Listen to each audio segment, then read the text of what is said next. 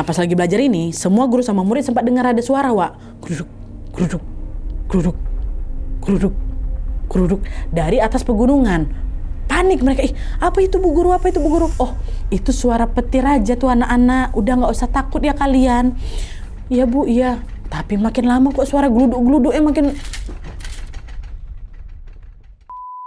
Hai, wassalamualaikum warahmatullahi wabarakatuh. Terima kasih sudah klik video ini. Gimana kabar kalian semua, Wak? Semoga selalu sehat terus dan ngalir terus rezekinya ya. Amin ya rabbal alamin.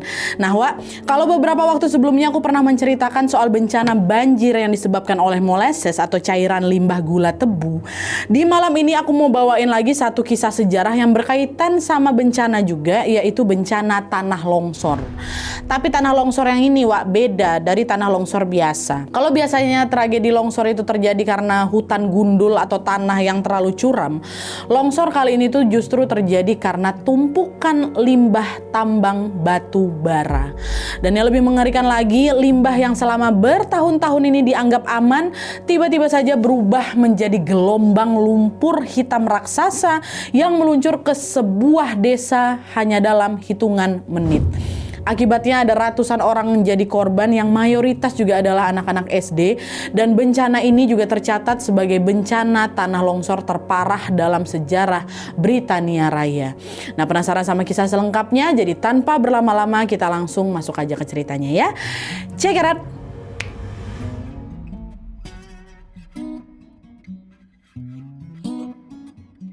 Oke, Wak, jadi biar lebih ke gambar tentang bencana ini, aku mau menceritakan dulu keadaan di desa tempat bencana ini terjadi ya. Nama desanya adalah Desa Aberfan. Nah, jadi Wak, pada awal abad ke-20-an, Desa Aberfan ini adalah desa kecil berpenduduk sekitar 5.000 orang yang berada di lembah Sungai Taff, South Wales, Britania Raya. Lokasinya cukup jauh dari pusat kota, dikelilingi pegunungan, dan juga di sana mayoritas warganya bekerja sebagai penambang batu bara. Karena di dekat sana, di dekat desa mereka, ada tambang batu bara yang bernama tambang Merthyr-Vel. Nah, FYI, Wak, tambang ini tuh sudah beroperasi sejak tahun 1875 dan menghasilkan batu bara berkualitas tinggi untuk bahan bakar transportasi, keperluan industri, dan juga ekspor. Awalnya tambang ini tuh dikelola sama perusahaan swasta.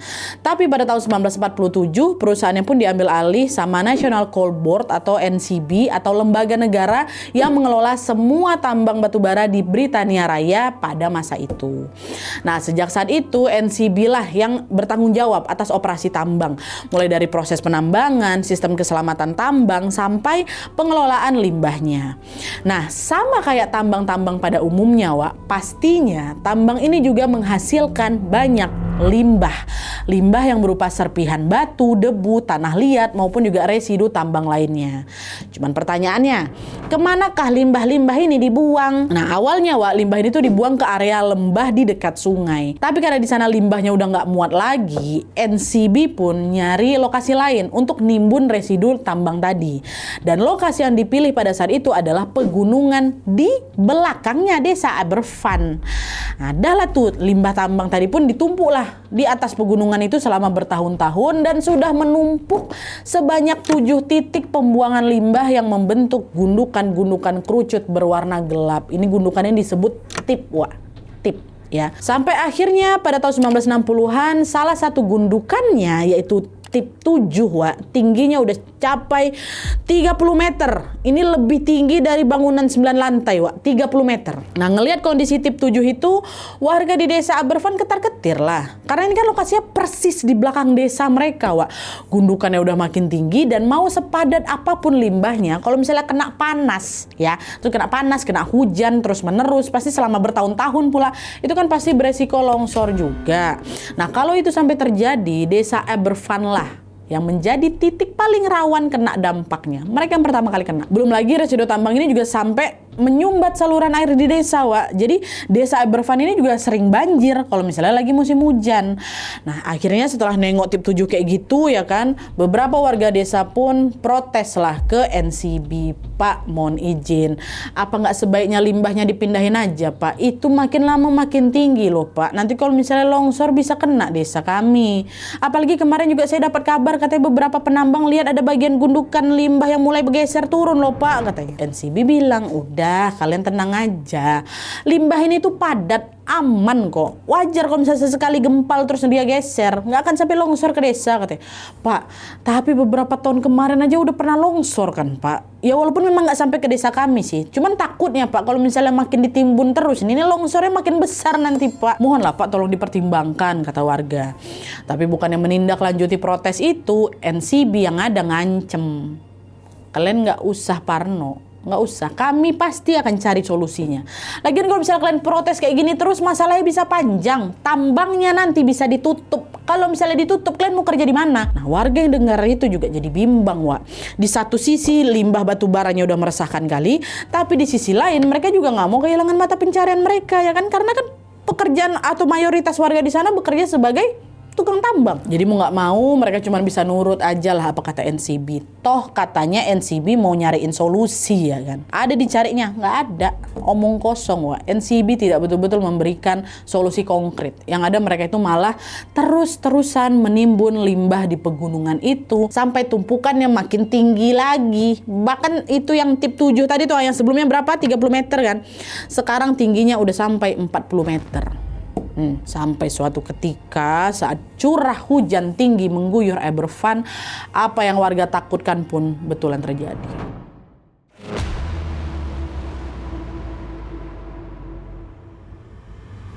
Nah, jadi Wak, sebenarnya tip 7 ini atau gundukan tertinggi tadi itu letaknya persis sekali di dekat sumber mata air pegunungan, ya. Jadi secara geologis tanah di sana memang udah labil. Dan selama bertahun-tahun, Wak, air dari bawah tanah tadi kan meresap tuh ke tumpukan limbah tip 7 itu kan. Itulah yang bikin material di dalamnya jadi lembab. Jadi otomatis mudah bergeser. Nah, kondisi ini diperparah lagi sama curah hujan yang tinggi sejak awal bulan Oktober 1966. Di mana selama berminggu-minggu Eberfan ini diguyur hujan deras, Wah, angin petir tiap hari. Makin lama tip 7 makin nyerap air yang banyak lagi. Padahal kalau misalnya kalian ingat, Wah, itu limbah tambang ini kan isinya apa? Campuran batuan, tanah liat, debu, dan residu tambang lainnya, ya kan. Campuran bahan kayak gini, Wah, itu nggak punya sistem drainase alami kayak tanah biasa. Jadi air yang masuk itu mudah kejebak di dalam timbunan. Nah, lama-kelamaan sebagian strukturnya akan apa? Akan lembek. Nah, kondisi inilah yang membuat tip 7 nggak stabil, rawan longsor. Dan betul aja, suatu malam di tanggal 20 Oktober 1966, setelah diguyur hujan deras selama seharian, ada beberapa penambang, Wak, yang nengok itu bagian puncaknya tip 7 bergeser ke bawah. Sekitar 3 meter. 3 meter nih masih. Mereka langsung lapor ke NCB ke atasan mereka. Pak, itu puncak tim 7 longsor lagi, Pak. Kita harus lakukan sesuatu nih, Pak, biar longsornya nggak makin parah, katanya. Tapi lagi-lagi NCB cuma nyempelein, wah, cuma longsor kecil aja itu. Udah, kamu tenang aja. Sekarang limbahnya dibuang dulu ke tip lain sambil nunggu musim hujan selesai, ya. Gitu kan aja dulu gitu. Itu kata NCB. Nah, di sini para penambang udah kesal sebenarnya, Wak. Karena peringatan mereka tuh udah nggak didengarin kan. Tapi mereka juga nggak bisa berbuat apa-apa. Jadi ya udah, meskipun sudah ada tanda-tanda longsor, itu puncaknya ada agak turun 3 meter itu, dibiarin aja sama mereka. Nah, besok paginya di tanggal 21 Oktober 1966 hujan pun berhenti. Tapi sekitar jam setengah 8 pagi, Wak, beberapa penambang di sana melihat longsor limbah di tip 7 semalam itu, yang turun pertama 3 meter itu bergerak lagi. Dan kali ini longsornya lebih jauh beberapa meter ke bawah, Wak. Udah nggak 3 meter, beberapa meter lebih jauh, straight gitu. Pengawas pun mengecek lah ke area tip 7 itu kan. Habis ngecek, si pengawas nih bilang, aman. Nanti juga berhenti sendirinya ini. Udah, kita lanjut kerja aja lagi. Jadi para penambang yang lagi agak resah ini pagi itu terpaksa melanjutkan aktivitas buang limbah dari tip 7 ke tip-tip lain. Nah, pas sudah selesai mereka baliklah lagi ke area tambang. Tapi tanpa mereka sadari, Wak, sekitar jam 9.15 di saat para penambang ini lagi sibuk bekerja di area tambang, rupanya gundukan tip 7 itu makin gak stabil. Bahkan sekarang bukan cuma puncaknya aja yang longsor, tapi bagian bawah tip 7 yang mengandung sekitar 140.000 meter kubik limbah juga tiba-tiba amblas ke bawah, Wak. Prak gitu. Dan semua campuran residu batu bara yang tadinya udah lembek itu macam meleleh jadi gelombang lumpur setinggi 9 sampai 12 meter. Warnanya hitam pekat, lengket tuh. Lumpur itu meluncur deras ke lereng gunung dengan kecepatannya diperkirakan berapa? 100 km per jam. Nah, sekencang itu. Apapun yang ada di bawah, di depan itu langsung diterjang tanpa ampun. Hutan, sawah, ladang terendam lumpur hitam ini. Pondok pertanian warga pun hancur dalam sekejap mata, dan orang-orang di pondok itu pun langsung terkubur longsor tanpa sempat menyelamatkan diri. Sampai di sini waktu dia pertama kali jeber itu, sampai di sini arus lumpurnya nggak sama sekali nggak melambat. Lumpur itu justru terus meluncur turun menerjang kanal, menyeberangi jalur rel kereta api dan mengarah lurus ke pemukiman warga Aberfan. Sementara hanya beberapa ratus meter di bawah lereng itu, kehidupan masih berjalan kayak biasa. Nggak ada satu orang pun yang sadar kalau gelombang lumpur raksasa ini lagi meluncur ke arah mereka. Nggak, bahkan tepat di bawah lereng itu ada sebuah sekolah namanya Penglas Junior School yang masih melaksanakan kegiatan belajar mengajar kayak biasa. Kebetulan pula hari itu hari terakhir mereka masuk sekolah sebelum nanti libur tengah semester. Jadi ada sekitar 240 murid SD lagi nggak sabar ikut pelajaran sebelum mereka mau libur. Nah, pas lagi belajar ini, semua guru sama murid sempat dengar ada suara, geruduk, geruduk, geruduk, geruduk, geruduk dari atas pegunungan. Panik mereka, apa itu Bu Guru, apa itu Bu Guru? Tapi karena waktu itu Aberfan memang lagi sering-seringnya hujan petir ya kan, kemarin juga baru hujan. Makanya guru-guru di sana mikir, oh itu suara petir aja tuh anak-anak, udah nggak usah takut ya kalian. Iya Bu, iya. Tapi makin lama kok suara geluduk-geluduknya makin kencang, bahkan sampai bikin bangunan sekolah tuh bergetar. Lampu-lampu sekolah bergoyang dan atap sekolah mereka tuh mulai udah ada yang runtuh tuh. Nah, di titik ini baru mereka sadar kalau ini ada bahaya besar nih yang lagi ngintai kita nih gitu. Tapi belum sempat mereka menyelamatkan diri, bangunan sekolah sudah lebih dulu dihantam gelombang lumpur hitam pekat. Dalam hitungan detik bangunan sekolah pun runtuh. Semua guru, murid-murid tertimbun lumpur dan juga puing-puing bangunan. Langsung seketika nggak ada yang sempat menyelamatkan diri. Dan nggak cuma di SD Penglas saja yang rusak, 18 rumah warga di sekitarnya juga hancur lebur kena longsoran lumpur hitam tadi. Dan longsor itu katanya baru berhenti beberapa meter di bawah pemukiman warga. Saat itu juga warga yang nggak kena longsor langsung beramburan lari keluar rumah, dan disitulah mereka lihat area di sekitar SD Penglas sudah rata tertimbun lumpur hitam pekat. Semua bangunan yang roboh nggak tersisa, dan yang bikin ngilu adalah dari reruntuhan itu terdengar suara jeritan minta tolong yang mayoritas adalah suara anak-anak. Warga yang ada di sekitar langsung lah nyerbu ke reruntuhan. Ada yang langsung ngegali tumpukan itu pakai tangan kosong, ada yang langsung bawa sekop, bawa cangkul, pokok bawa alat seadanya lah. Dan ada juga yang langsung nelpon layanan darurat bencana Britania Raya. Nggak lama tim penyelamat pun sampailah di lokasi. Mereka langsung menyebar ke berbagai titik longsor untuk bisa mencari semua korban ya kan. Tapi proses evakuasi ini juga tidak semudah yang dibayangkan karena muncul juga banyak hambatan di tengah-tengah pencarian.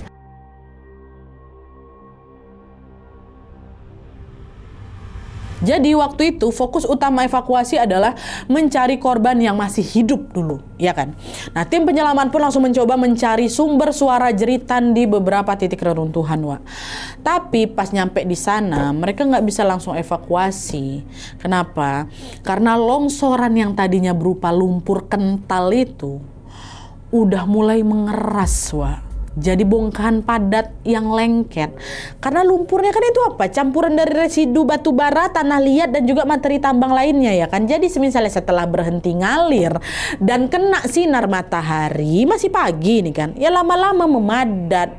Nah, karena itulah tim penyelaman harus mencahin dulu itu bongkahan lumpur tuh yang udah ngeras ini, dipecahin dulu baru bisa disingkirkan lah puing-puing bangunan di bawahnya.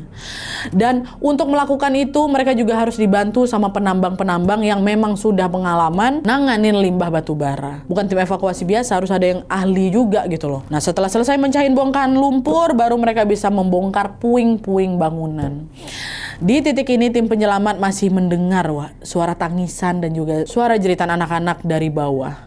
Sampai beberapa waktu kemudian mereka akhirnya berhasil mengevakuasi beberapa anak yang kondisinya juga sudah terluka parah. Ada yang kepalanya bocor, ada yang tulangnya patah, bahkan ada juga yang hampir kehabisan nafas karena terlalu lama tertimbun lumpur. Selama kurang lebih 2 jam, ada sekitar 36 anak-anak berusia sekitar 7-10 tahun yang berhasil dievakuasi dalam keadaan hidup. Salah satunya namanya Jeff Edward, dia masih berusia 8 tahun. Waktu ditemukan, badan Edward udah penuh lumpur kali, ada beberapa luka juga di badannya kan, dan dia juga kelihatan trauma kali. Edward sama 25 korban selamat lainnya pun dibawa langsung ke posko kesehatan untuk bisa mendapatkan perawatan medis. Dan beberapa waktu setelah kondisi Edward itu sudah mulai membaik, Edward baru beranilah cerita ke keluarga dan juga ke awak media soal tragedi itu. Itulah yang tadi makanya aku bilang ada suara bruk, mereka pikir suara petir, guntur apa segala macam. Itu semua informasinya dari Edward. Lagi belajar matematika dia pagi itu. Di sini Edward bersyukur kali, tapi sekaligus juga sedih karena rupanya dia adalah orang terakhir yang berhasil juga diselamatkan. Dan setelah jam 11 siang di hari kejadian, tim evakuasi sudah tidak dengar lagi suara apapun, dari reruntuhan bangunan SD itu. Yang tersisa cuma suara tangis dari orang tua yang anak-anaknya belum ditemukan.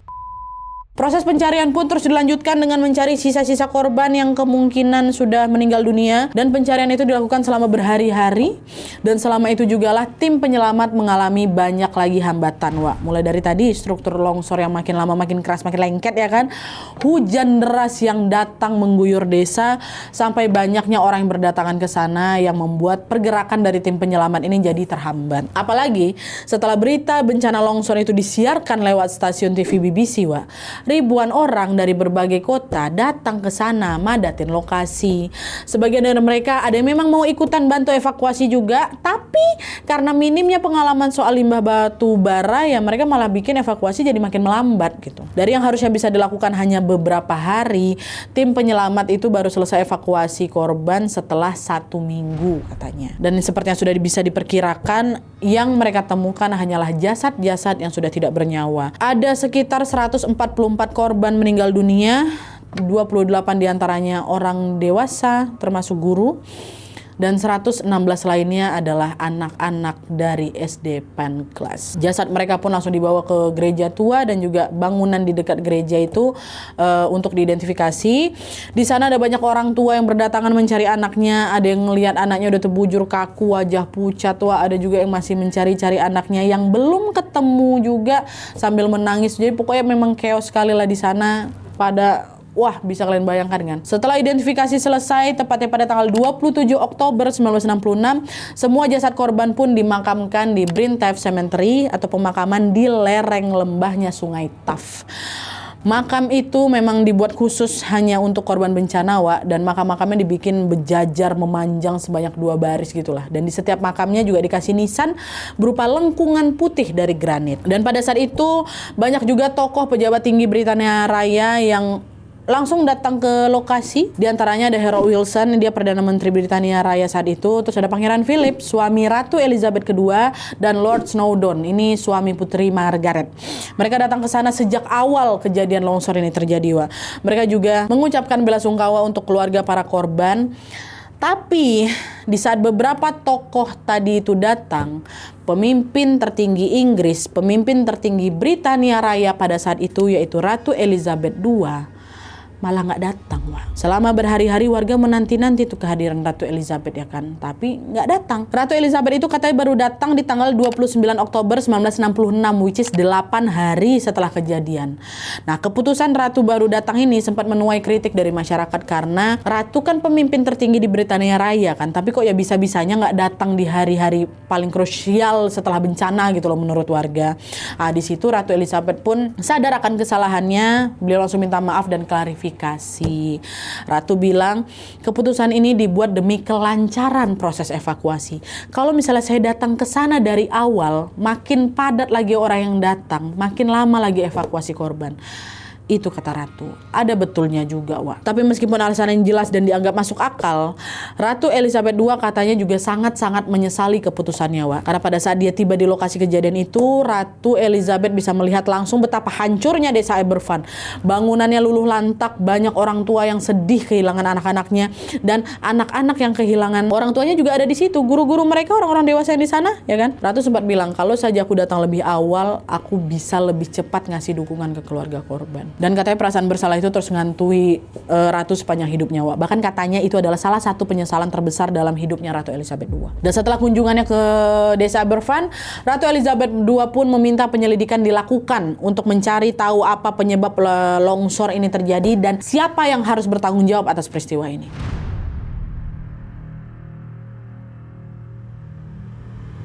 Nah sebenarnya, Wak, dari awal bencana longsor itu terjadi, warga tuh udah langsung nuntut NCB. NCB lah yang harus bertanggung jawab atas bencana ini, ya kan. Warga yakin semua ini terjadi akibat kelalaian NCB yang ngeyel nimbun limbah di pegunungan, padahal udah jelas-jelas udah juga diperingatkan sama mereka berkali-kali, ya kan. Nah waktu dapat tuntutan dari warga ini, ketua NCB yang namanya Lord Robbins awalnya kooperatif, Wak. Robbins bilang, kami tidak akan debat soal siapa yang bertanggung jawab, kami juga tidak akan bersembunyi dari hukum apapun, kami akan kerjasama sepenuhnya untuk bisa mencari tahu siapa yang salah. Silakan kami serahkan sepenuhnya sama tim penyidik, itu katanya. Jadi tim penyidik pun mulailah datang ke lokasi pembuangan limbah itu kan, di tip-tip itu kan, untuk mencari tahu penyebab longsornya. Nah pas nyampe sana, mereka masih lihat sisa-sisa runtuhan tip 7 yang langsung longsor ke desa. Di sana mereka juga melihat kalau gundukan limbahnya memang lebih lembab, Wak, dari tip-tip yang lain. Nah setelah diselidiki lebih dalam, rupanya tip 7 ini lebih lembab karena lokasinya berada persis di sumber mata air pegunungan itu. Ditambah beberapa waktu terakhir kan curah hujan di sana lagi tinggi-tingginya, ya kan. Jadi tim penyidik ini menyimpulkan kalau longsor itu terjadi ya karena tip 7 nyerap air dalam jumlah banyak dan akhirnya roboh. Penyidik pun nanyalah ke NCB, kalian tahu nggak kalau di sini nih tip 7 ini ada sumber mata air? Penyidik nanya kayak gitu karena kalau misalnya NCB tahu soal ini, mereka harus bisa memperkirakan dampak jangka panjang dong untuk warga sekitar kan. Kenapa mereka malah taruh di situ?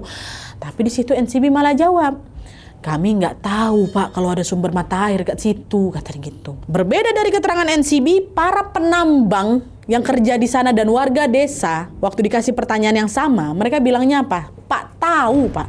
Tahu kami. Orang itu udah dipetakan dari lama kok. Dan nggak mungkin kalau sekelas NCB sampai nggak tahu, katanya. Tapi lagi-lagi Lord Robbins, kepala NCB yang katanya mau kooperatif itu, ngeyel lagi, Pak, sumpah, Pak, kami sama sekali nggak tahu. Kalau kami tahu nggak mungkin lah, Pak, kami bikin timbunan di sana, katanya. NCB ini seolah nggak mau disalahkan atas bencana itu, padahal kayak nggak make sense juga kalau lembaga besar kayak NCB itu sampai nggak bisa meriksa peta wilayah dulu sebelum nentuin titik lokasi pembuangan limbah, ya kan. Pun terlepas dari masalah tip 7 ini ada di dekat sumber mata air atau enggak, ngebuang limbah tambang di area pegunungan selama bertahun-tahun, pasti juga mereka tahu resikonya besar. Apalagi di bawah pegunungan itu ada desa, itulah desa Aberfan nih. Ditambah lagi tim penyidik juga mendapatkan laporan dari warga kalau, Pak, kami itu sebenarnya udah sering protes, Pak, minta limbahnya dipindahin. Beberapa tahun sebelum longsor kemarin itu sebenarnya tip-tip yang lain itu udah juga ada yang longsor loh, Pak. Tapi kata NCB semuanya masih aman terkendali. Mereka juga bilang mau ngatasin masalah ini, cuman itu nggak ada.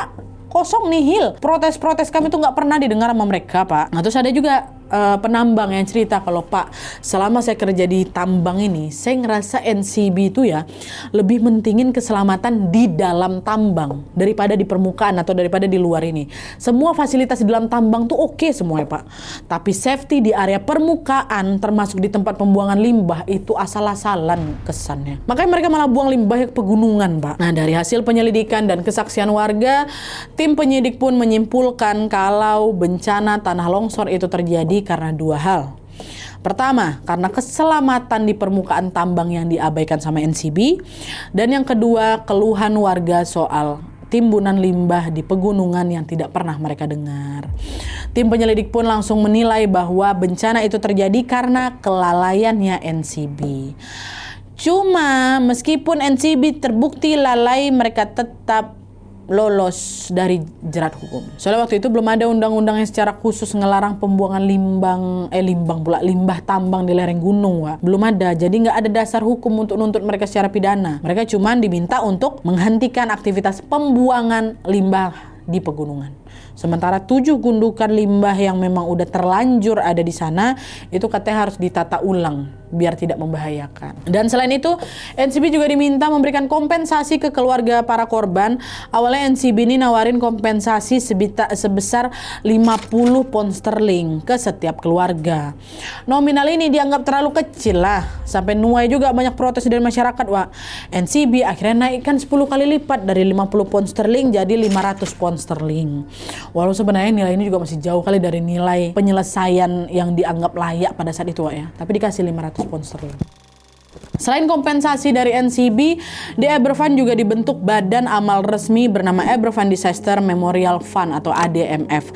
Nah, ADMF ini bertugas untuk menggalang dana donasi yang diperuntukkan untuk warga-warga yang terdampak longsor, membangun kembali fasilitas umum yang rusak, terutama sekolah, dan juga membantu pemulihan mental anak-anak akibat bencana longsor, Wak. Tapi distribusi dana bantuan itu rupanya juga sempat nimbulin banyak kontroversi, karena katanya, Wak, untuk dapat si dana bantuan ini itu ada kriteria tertentu yang harus dipenuhi.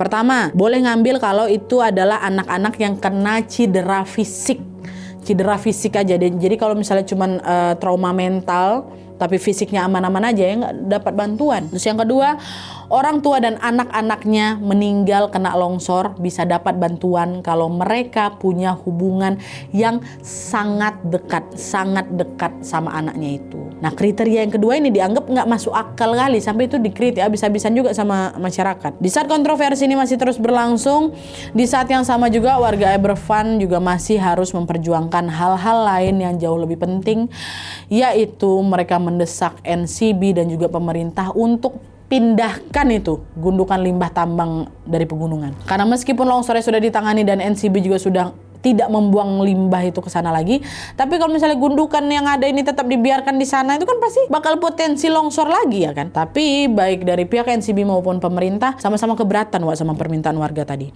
Karena katanya untuk mindahin 7 gundukan limbah seberat ratusan ribu ton ini kan pasti butuh banyak dana, butuh waktu juga, ya kan. Nggak bisa, katanya. Marah warga. Kalau misalnya limbahnya nggak dipindahin nanti bisa longsor lagi, Pak. Yang kena dampaknya kami lagi nanti. Di sini bahkan sampai ada warga yang sengaja ngebuang belasan karung limbah batu bara tuh ke kantor sekretariat tambang tuh, Wak. Itu macam bentuk protes mereka lah, supaya protes mereka tuh didengar. Dan hal itu juga untungnya dapat dukungan dari masyarakat Britania Raya yang lain. Jadi nggak cuma desa Aberfan aja yang berjuang, masyarakat Britania Raya juga nyokong mereka. Akhirnya karena gelombang protes ini makin meluas, pemerintah pun mengeluarkan dana untuk mindahin limbah tambang dari pegunungan tadi ke tempat lain. Cuma di sini NCB lagi-lagi nggak mau ngeluarin banyak anggaran, Wak. Mereka minta $150.000 dari ADMF tadi, dari dana bantuan buat warga terdampak. Dia minta dari situ buat ikut ngebantu ngebiayain pemindahan limbah. Sebenarnya di situ warga juga mau protes lagi, karena ini kan dananya harusnya untuk apa? Dipakai untuk kepentingan pemulihan pasca bencana. Tapi sisi lain mereka juga mau limbahnya ini segera dipindahkan. Ya mau nggak mau, ya udahlah pakailah. Ikhlas dana itu dipakai untuk pemindahan. Nah, dari situlah akhirnya gundukan limbah pegunungan ini secara bertahap pun dipindahkan ke tempat lain yang lebih aman.